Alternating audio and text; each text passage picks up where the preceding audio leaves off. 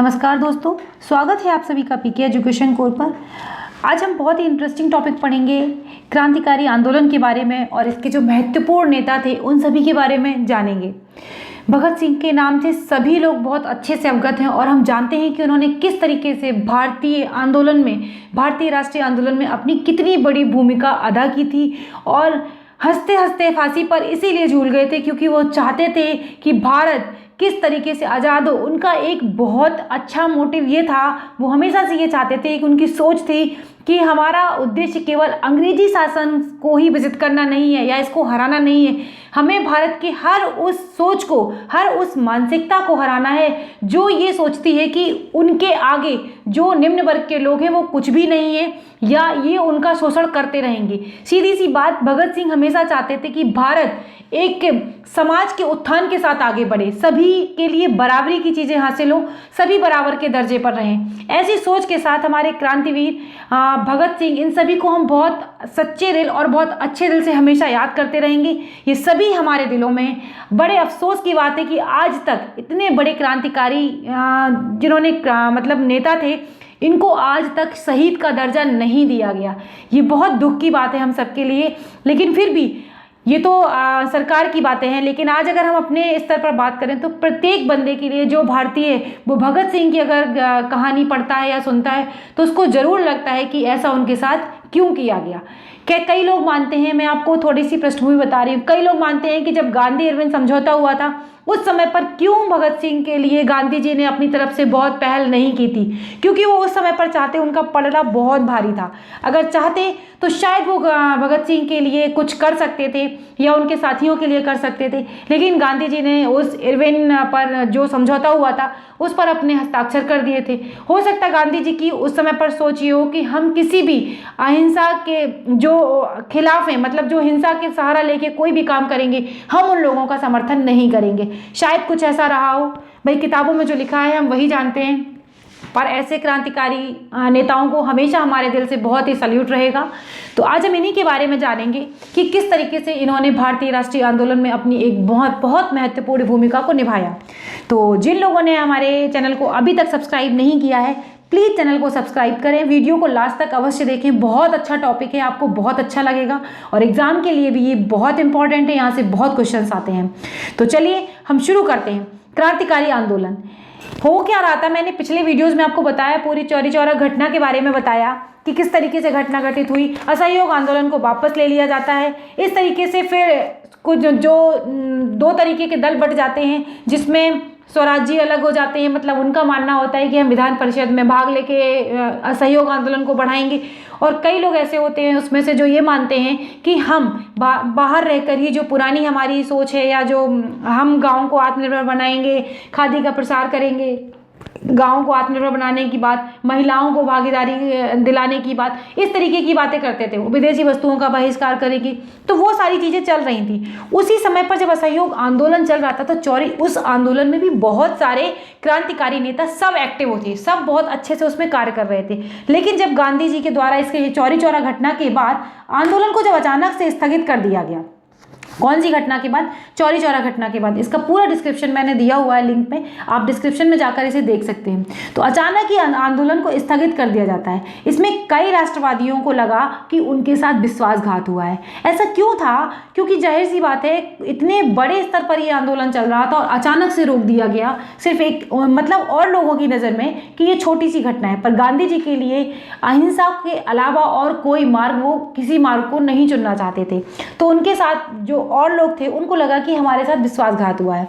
अब जब इस तरीके के एक साथ लोग जुड़े, आप ये सोच के देखिए, किसी आंदोलन के लिए एक साथ लोग जुड़े, लोगों ने अपनी नौकरियां छोड़ी, बच्चों ने अपनी शिक्षा छोड़ी, स्कूल, न्यायालय से लोगों ने जो वकालत कर रहे थे उन लोगों ने अपना वकालत छोड़ दी, किसान, हर वर्ग जुड़ा। और जुड़ने के बाद क्या हुआ, जब ये इस तरीके से वापस ले लिया गया तो बहुत लोग थे, ना परिवर्तनवादी से खुश थे वो, और ना वो बाहर से कुछ अच्छा करना चाहते थे कि जिस तरीके के पुराने तरीकों से। तो उन लोगों का ये मानना था कि हम अब हिंसा का सहारा लेंगे। अधिकांश लोगों को लगने लगा था कि अब हम हिंसा का सहारा लेंगे और स्वतंत्रता केवल हिंसात्मक तरीके से ही प्राप्त की जा सकती है। इसी को हम कहते हैं क्रांतिकारी आंदोलन का पुनः जीवित हो गया। हमने पहले पढ़ा है अनुशीलन समिति वगैरह के बारे में, पूरे वीडियोस हैं, आप उनको देखिएगा। तो ये सारी घटनाएं जब चल रही थी, डीवी सावरकर के टाइम की भी बात है, तो ये उस समय पर भी घटनाएं हुई थी। बहुत सारे क्रांतिकारी संस्थाएं बनाई गई। उसके बाद कहते हैं ना, ये दोबारा जन्म हुआ, इसका पुनः ये जीवित हो गया। क्रांतिकारी विचारधारा के सभी प्रमुख जो असहयोग आंदोलन में अपनी महत्वपूर्ण भूमिका निभाई थी, जितने भी प्रमुख नेता थे उन्होंने सभी ने निभाई थी। उनमें कौन कौन थे? सूर्य सिंह, भगत सिंह, सुखदेव, चंद्रशेखर आजाद, भगवती चरण बोहरा, जतिन दास, ये सब बहुत महत्वपूर्ण, बहुत मुख्य चेहरे हैं ये आंदोलनों के, क्रांतिकारी आंदोलनों के। तो इनके बारे में कम से कम आपको सभी को बहुत कुछ पता होना चाहिए। तो क्रांतिकारी विचारधारा की दो शाखाएं विकसित हुई। दो शाखाओं में एक हम बात करेंगे, एक करेंगे पंजाब, उत्तर प्रदेश, बिहार, और दूसरी हुई बंगाल में। जो सूर्य सेन जी हैं ये बंगाल की, ठीक है ना। तो इस तरीके से ये जो विचारधारा थी वो दो धाराएं विकसित हुई। क्रांतिकारी विचारधारा का प्रभाव कहाँ से आया? अचानक तो किसी को लगने नहीं लगेगा कि भाई गांधी जी की नीतियां खराब है, इनको हम मानेंगे नहीं, अब हम हिंसात्मक तरीके से करेंगे। कुछ ना कुछ ऐसा देखा होगा ना कुछ ऐसा सोचा होगा, कुछ ना कुछ कहीं उनको प्रत्यक्ष नजर आया होगा, तभी तो उन्होंने ऐसी घटनाएं को अंजाम देने की कोशिश की। तो उस समय पर क्या था, उनके पास बहुत बड़े बड़े एग्जाम्पल थे। ये देखिए, 1896 में इथोपिया ने इटली को हराया था। इटली कितना बड़ा साम्राज्य था उस टाइम पे। इतनी बढ़िया साम्राज्य होने के बावजूद भी छोटे से देश इथोपिया ने इसको हरा दिया। इटली को क्या किया? हरा दिया। दूसरा एग्जाम्पल एक और सेट हुआ, जापान ने 1905 में रूस को हराया। रूस देखिए कितना बड़ा देश, उसके बावजूद भी रूस को भी हरा दिया। इन घटनाओं ने क्रांतिकारियों के अंदर बहुत आत्मविश्वास भरा, बहुत ज़्यादा इनको लगने लगा था कि और अंग्रेजों के विश्वास को भी तोड़ा। क्या विश्वास था अंग्रेजों का? लोग सोचते थे कि अंग्रेज भी सोचते थे कि हमें कोई हरा नहीं सकता, पहली चीज़। और दूसरी बात ये कि जो और लोग जहाँ पर इनके शासन थे, 300 साल से 200-300 साल से शासन जहाँ कर रहे थे ये अंग्रेज, वहाँ इनको लगता था हमें कोई नहीं हरा सकता। और जो जनता थी वो भी ये नहीं सोचती थी कि हम इनको हरा पाएंगे। तो ये जो दो घटनाएं घटित हुई, इनसे अब ये लगने लगा था कि भाई लोगों का भ्रम टूटा कि जो ब्रिटिश सरकार अजेय मानती है वो अजेय नहीं है। अगर हम बहुत अच्छे तरीके से मतलब काम करेंगे और इनके खिलाफ अगर हम उग्रवाद की घटनाएं करेंगे या हिंसात्मक तरीके से काम करेंगे तो ये भाग जाएंगे, ये डर के यहाँ से शासन को हम इनके को उखाड़ फेंक सकते हैं। ऐसा क्रांतिकारियों का मानना था और उसी उद्देश्य को लेकर ये काम कर रहे थे। अब इसमें है कि पंजाब, उत्तर प्रदेश, बिहार में जो क्रांतिकारी घटनाएं हुई, इनमें एक मुख्य बात थी कि अब जब क्रांतिकारी थे, जाहिर सी बात है कि क्रांतिकारियों ने ये सोचा कि भाई कोई हमें एक ऐसा अखिल भारतीय संगठन चाहिए। देखिए, जब भी 10 लोग जुड़ेंगे तो उस लोग जुड़ने के लिए एक ऐसा मंच चाहिए होता है जिससे आप अपने आप को रिप्रेजेंट कर सकें। जैसा कि कांग्रेस कर रही थी, जैसा कि मुस्लिम लीग कर रही थी, जैसा कि हिंदू महासभा कर रही थी। तो इनको लगा कि भाई ऐसी कोई एक मंच होना चाहिए हमारे पास जिससे कि हम इस चीज़ को मतलब अपनी जो विचारधारा है वो हम जनमानस तक पहुंचा सकें। लेकिन आप एक बात समझिए, जब तक आपके पास फंड नहीं होगा, जब तक आपके पास पैसे नहीं होंगे, आप एक नहीं 10 नहीं 100 लोग बन जाइए, आप अपनी विचारधारा को कैसे समाज तक पहुंचाएंगे? आप पत्र पत्रिकाएं कैसे छपवाएंगे? किसी मंच के द्वारा आप कहाँ सम्मेलन करेंगे? आप एक बात समझिए, अगर कहीं पर सम्मेलन करने की आपने बात करी तो आपको वहाँ पे बहुत सारी चीज़ें चाहिए होंगी। जितने लोग आएंगे इकट्ठा होंगे उनके कुछ व्यवस्था करनी पड़ेगी, बैठने के लिए टेंट लगाना पड़ेगा। ये मैं आपको एक एग्जाम्पल के तरीके से बता रही हूँ। तो ये जो सारी चीज़ें हैं, इन चीज़ों को करने के लिए फंड की बहुत आवश्यकता होती है। और वो भी ये तो इतने बड़े कदम पे जा रहे थे, ब्रिटिश सरकार के विरोध में काम करने जा रहे थे। तो ये सारी चीज़ों को सोचा इन्होंने कि भाई हमें एक अखिल भारतीय संगठन की आवश्यकता है और हमें पैसों की आवश्यकता है, फंड बहुत जरूरी था। अच्छा, फंड कांग्रेस के पास बहुत था उस टाइम पे। कैसे? देखिए, कांग्रेस क्या थी, एक भारत उस समय पर ब्रिटिश भारत में एक बहुत बड़ी राजनीतिक पार्टी थी। लेकिन कांग्रेस क्रांतिकारियों से बहुत दूर रहना चाहती थी। क्यों? क्योंकि आंदोलन चल रहा था गांधी जी के समर्थन में और गांधी जी अहिंसा के पुजारी थे। वो बिल्कुल भी किसी भी हिंसात्मक कार्रवाई को देना नहीं चाहते थे।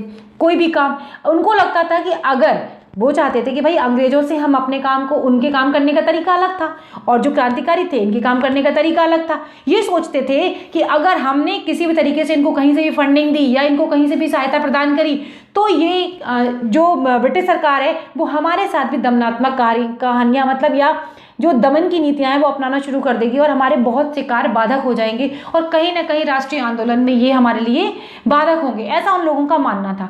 तो उनके पास तो फंड था लेकिन वो कहीं से भी समर्थन नहीं करना चाहती थी। अब इसी विचारधारा को लेके 1924 में कानपुर में हिंदुस्तान रिपब्लिक एसोसिएशन की स्थापना की गई। इसकी स्थापना में कौन कौन थे? सचिंद्र सन्याल, योगेंद्र चटर्जी। ये बहुत इंपॉर्टेंट है कि जो 1924 में कानपुर में हिंदुस्तान रिपब्लिक एसोसिएशन की स्थापना हुई, उसके संस्थापक कौन थे? आपको पता होना चाहिए, सचिंद्र नाथ सन्याल और योगेश चटर्जी। ये बहुत दो महत्वपूर्ण नेता थे उस टाइम पर, या क्रांतिकारी कहेंगे, क्रांतिकारी थे। फिर इसके बाद क्या होता है? अक्टूबर 1924 में क्रांतिकारी दलों में कानपुर में एक सम्मेलन बुलाया गया। उस सम्मेलन में सचिंद्र नाथ सन्याल और योगेश चटर्जी, राम प्रसाद बिस्मिल जैसे पुराने क्रांतिकारी नेता भी आए। और कौन कौन आया? उसमें पंजाब से भगत सिंह, शिव शर्मा, सुखदेव, भगवती चरण बोहरा, चंद्रशेखर आजाद जैसे तरुण क्रांतिकारी नेताओं ने भाग लिया। और अब उन्होंने कहा कि अब हम सशस्त्र क्रांति के माध्यम से ही विदेशी सत्ता को उखाड़ फेंकेंगे। मैंने बताया था ना इनकी विचारधारा क्या थी कि हाँ, हम शस्त्र उठाएंगे और हम विदेशी सत्ता को यहाँ से उखाड़ फेंकेंगे और यूनाइटेड स्टेट ऑफ इंडिया की स्थापना करेंगे। यूनाइटेड स्टेट मतलब जो सभी के लिए एक जैसी हो और हम अपने देश को इस तरीके से स्थापित करेंगे। तो किसी भी कार्य को, अब मैंने बताया, किसी भी कार्य को मंजिल तक पहुँचने के लिए धन की बहुत आवश्यकता होती है। धन की आवश्यकता के कारण ही इन्होंने क्या किया? सरकारी खजाना, उसको नाम सरकारी खजाना देते हैं। जो ट्रेन का कांड मतलब हुआ था, काकोरी कांड, सरकारी खजाना के भारत था तो वो भारतीय खजाना ही, लेकिन ब्रिटेन में बैठी महारानी उस पर अधिकार जमाती थी और कहती थी ये हमारा खजाना है। तो इसलिए वो ब्रिटिश सरकार जब देश पर शासन ही वही कर रही है तो ऑब्वियस सी बात है वो हमारे खजाने को ही अपना खजाना बोलेगी। तो उस समय पर यह घटना हुई जिसको हम कहते हैं काकोरी कांड के नाम से। और धन की कमी थी, धन को इकट्ठा करने के लिए काकोरी घटना को अंजाम दिया गया। इसमें क्या हुआ? ये हिंदुस्तान रिपब्लिक एसोसिएशन की सबसे महत्वपूर्ण घटना है। हिंदुस्तान रिपब्लिक एसोसिएशन ने ये ऐसी महत्वपूर्ण घटना को अंजाम दिया जिसे हम काकोरी रेल डकैती के नाम से भी जानते हैं। यह घटना हुई थी 9 अगस्त 1924। ये एग्ज़ाम में बहुत बार पूछा जाता है, कई बार मिलान के क्वेश्चंस में आता है, कई बार डायरेक्ट भी पूछा जाता है। तो इसमें आपको बहुत सारे फैक्ट, काकोरी कांड से क्वेश्चंस उठते हैं, ये आपको बहुत अच्छे से पता होना चाहिए। तो इसमें सहारनपुर से लखनऊ जाने वाली ट्रेन एक थी जिसमें सरकारी खजाने को कहाँ पर लूटा गया था? काकोरी एक जगह है, वहाँ पर इसे लूटा गया था। और इस लूट तो लिया गया, क्रांतिकारियों ने तो सोचा था कि हम पकड़े नहीं जाएंगे, लेकिन ऐसा नहीं हो सका और वो पकड़े गए। इसके बाद सरकार की दमनकारी नीतियां तो सभी को पता है, उनको पता ही होता था क्रांतिकारी का मतलब यही है कि अगर हम हिंसात्मक कार्रवाई में पकड़े गए तो हमारे साथ बहुत बुरा व्यवहार होगा। और बिल्कुल वैसा ही हुआ। 29 क्रांतिकारियों को पकड़ लिया गया। कई बार ये पूछा जाता है क्वेश्चन में कि काकोरी घटना में कितने क्रांतिकारियों को पकड़ लिया गया था, तो इसमें 29 क्रांतिकारियों को पकड़ लिया गया था। 17 क्रांतिकारियों को लंबी कैद की सजा सुनाई गई थी, जो लंबे समय तक उन्होंने सजा काटी। और इनको कुछ एक को कहाँ भेज दिया गया था? सेलुलर जेल अंडमान में इनको भेज दिया गया था। कुछ को आजीवन कारावास दिया गया था। लेकिन महत्वपूर्ण ये है कि इसमें किस किस को फांसी की सजा हुई? तो फांसी की सजा हुई राम प्रसाद बिस्मिल को, अशफाकुल्ला खां को, राजेंद्र लाहिड़ी को और रोशन सिंह को फांसी की सज़ा दे दी गई। इन 4 लोगों को फांसी की सज़ा दी गई थी। और ये पूछा जाता है बहुत बार एग्जाम में कि इन काकोरी कांड में किन किन लोगों को फांसी की सज़ा दी गई थी। 4 ऑप्शन दे देगा, उसमें से एक बंदे को हटा देगा जिनको नहीं दी गई होगी, या किसी भी तरीके से पूछ सकता है। तो आपको पता होना चाहिए राम प्रसाद बिस्मिल, अशफाकुल्ला खां, राजेंद्र लाहिड़ी और रोशन सिंह को फांसी की सज़ा दे दी गई थी। उसी समय पर राम प्रसाद बिस्मिल ने कहा था कि मैं अंग्रेजी राज्य के पतन की इच्छा करता हूं।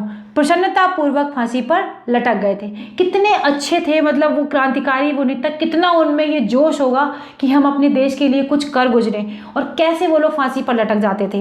रोशन लाल बंदे मातरम गीत गाते हुए शहीद हो गए थे। कैसी कैसी घटनाएं घटित हुई इतिहास में, तब जाके हमें ये आज़ादी मिली है। इस घटना से क्रांतिकारी और भी भड़क उठे। जब ये काकोरी कांड के लोग पकड़े गए और इतनी ज़्यादा इनके साथ बुरा व्यवहार हुआ, कितने लोगों को फांसी की सज़ा हुई, तो इससे क्रांतिकारी बहुत ज़्यादा परेशान हुए और भी भड़क गए। फिर इसके बाद क्या हुआ? उन्होंने फिर क्या किया कि हिंदुस्तान रिपब्लिक एसोसिएशन को पुनः संगठित करने का प्रयास किया, क्योंकि सब कुछ अस्त व्यस्त हो गया था उस टाइम पे, सब खत्म होने की नौबत पे आ गया था। तो इनके बाद दोबारा इन लोगों ने किस तरीके से अपने आप को जोड़ा और फिर आगे इसको दोबारा खड़ा किया। उत्तर प्रदेश की विजय कुमार सिन्हा, शिव वर्मा, जयदेव कपूर और पंजाब से भगत सिंह और भगवती चरण बोहरा और सुखदेव, ये लोग सब दोबारा एक साथ इकट्ठे हुए। कहाँ पर हुए? 10 सितंबर 1928 को फिरोज शाह कोटला के मैदान में, 10 सितंबर 1928 को फिरोज शाह कोटला के मैदान में हिंदुस्तान सोशलिस्ट रिपब्लिक एसोसिएशन की स्थापना करी गई। अब उसका नाम बदल के क्या कर दिया गया? Hindustan socialist Republic association. इसकी स्थापना की गई और किसने की?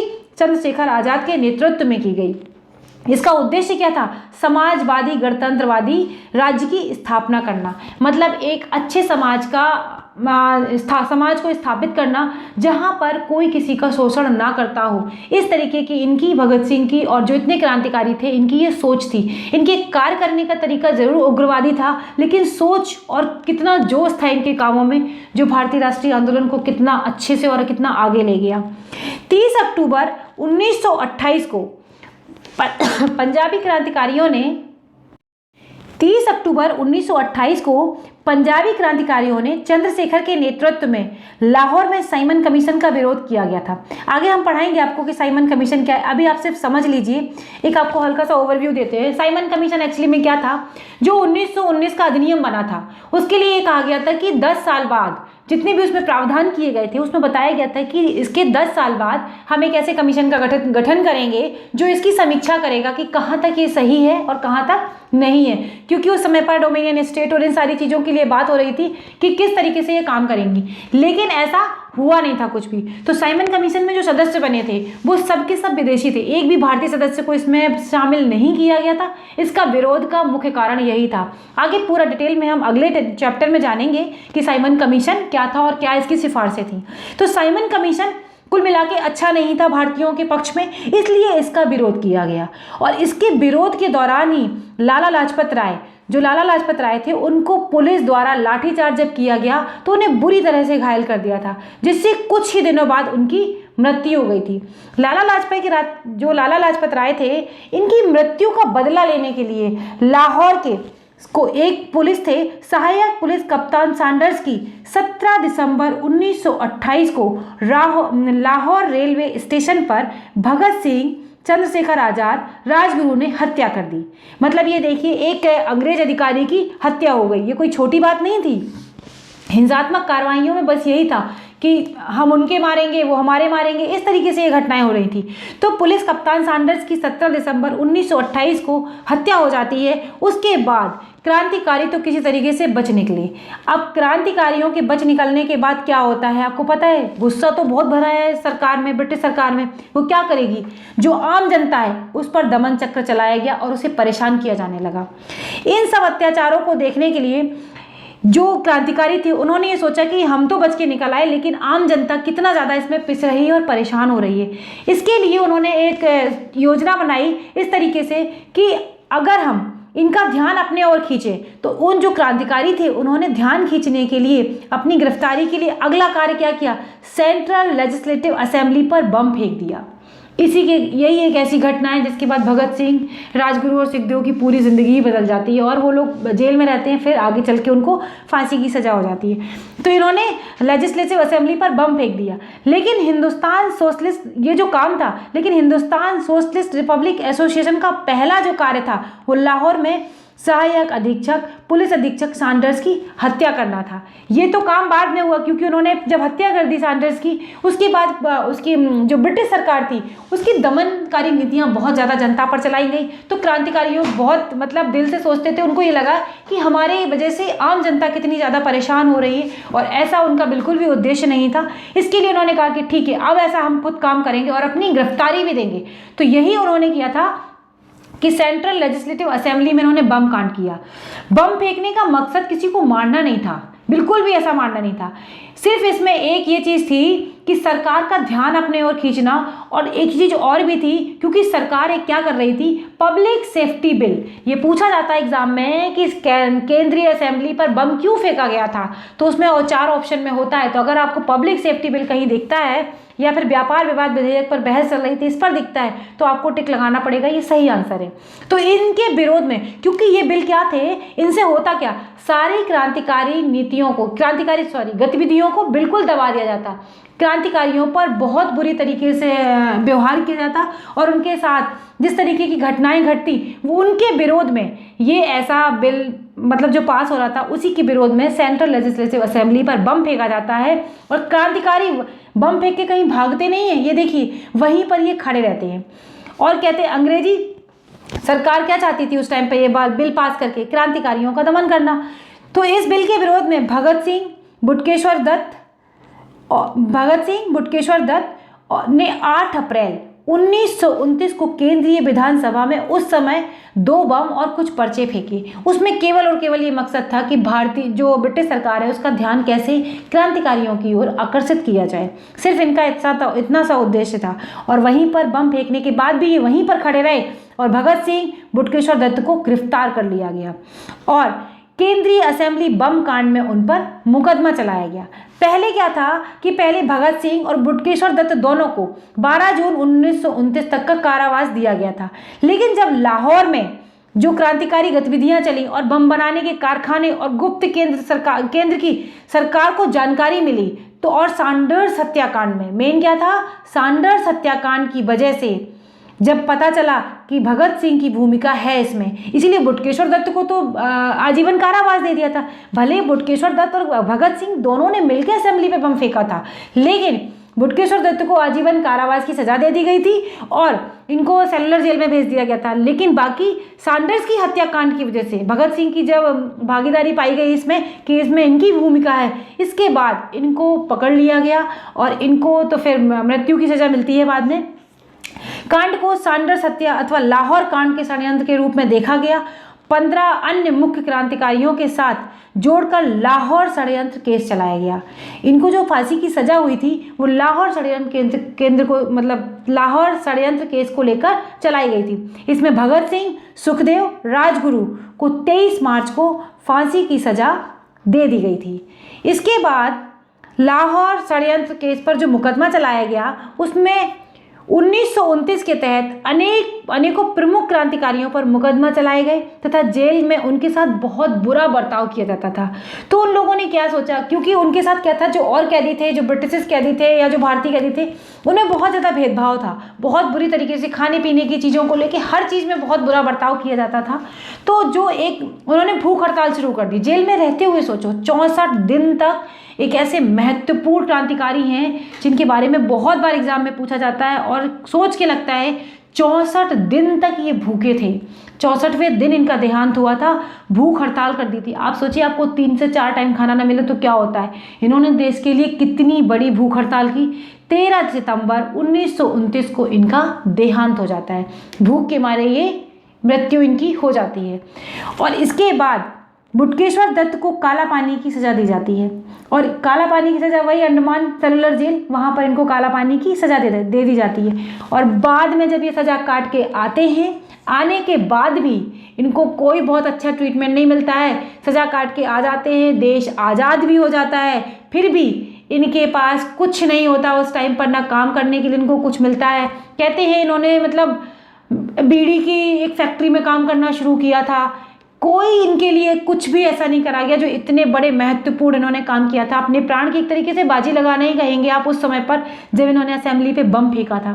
और उसके बाद भी इनको कुछ नहीं मिलता। बाद में इनको ट्यूबरक्लोसिस की प्रॉब्लम हो जाती है, मतलब ये टीबी रोग हो जाता है इनको, और 1965 में इनकी मृत्यु हो जाती है। बहुत अफसोस होता है इस बात को सोच के कि इतने बड़े क्रांतिकारी थे ये, इतने बड़े क्रांतिकारी नेता के साथ थे, फिर भी इनको कोई ट्रीटमेंट नहीं मिला और जाके इनकी मृत्यु 1965 में इनकी मृत्यु हो जाती है। फरवरी 1931 में अब चंद्रशेखर आज़ाद अकेले बचते हैं। तो होता क्या, जब सारे नेता इनके पकड़े गए, भगत सिंह, इन लोगों को सबको फांसी दे दी गई, तो इनके पास कुछ बचा नहीं अब। तो चंद्रशेखर आज़ाद ने अब चलाना तो था ही किसी तरीके से अपना जो इनका क्रांतिकारी दल था, तो इन्होंने कई लोगों को, ऐसे लोगों को भर्ती कर लिया जो विश्वसनीय नहीं थे, वो धोखे से ही भर्ती हुए होंगे। ऑब्वियस सी बात है, जानबूझ के तो नहीं ऐसा किया गया होगा। तो इन्होंने क्या हुआ, जब ये फरवरी 1931 में इलाहाबाद में अल्फ्रेड पार्क में थे, तो उसी समय पर किसी इनके ही क्रांतिकारी जो भी बंदा रहा होगा उसने अंग्रेजों को जाके ये बात बता दी कि अगर चंद्रशेखर आज़ाद को पकड़ना है तो वो अल्फ्रेड पार्क में है। और उन पर उस समय पर इन पर मतलब जो ब्रिटिश सरकार होती है वो आ जाती है और इन पर बहुत बुरी तरीके से मतलब प्रहार होना शुरू होता है और ये उनका सामना करते हुए शहीद हो जाते हैं। कहते हैं ना, लास्ट में इनके पास एक गोली बची थी, वो इन्होंने खुद अपने आप को मार ली थी। अब बचते हैं बाद में एक बंगाल में सूर्यसेन, उनके साथियों को भी मृत्यु दंड दे दिया जाता है और इसके बाद क्रांतिकारी आंदोलन एक तरीके से अंत हो जाता है। इसका पूरे चैप्टर को पढ़ा हमने और देखा कि बहुत छोटा समय था, लेकिन इन्होंने कितनी जनता में राष्ट्रीय आंदोलन के लिए एक प्रेरणा भर दी और कितने ऐसे ऐसे कार्य किए कि हंसते हंसते फांसी पर झूल गए, ऐसे हमारे क्रांतिकारी नेता थे। और पढ़ के बहुत अच्छा लगता है और लगता है कि कितना ज़्यादा इन्होंने हमारे देश के लिए किया, तब जाके कहीं हमने आज़ादी पाई। तो बहुत महत्वपूर्ण है ये हमारे इतिहास में ऐसे वीर जिनको हम शायद कभी नहीं भूल पाएंगे। तो ये पूरा टॉपिक था जो मैंने आपके साथ डिस्कस किया। अगर आपको वीडियो अच्छा लगा है तो प्लीज़ इसे लाइक करें, शेयर करें और चैनल को सब्सक्राइब करें। और अगर आप भगत सिंह को पसंद करते हैं तो प्लीज़ फिर तो आप ज़रूर एक बार लाइक करें। अगले वीडियो में फिर मुलाकात होगी, तब तक के लिए धन्यवाद दोस्तों, नमस्कार।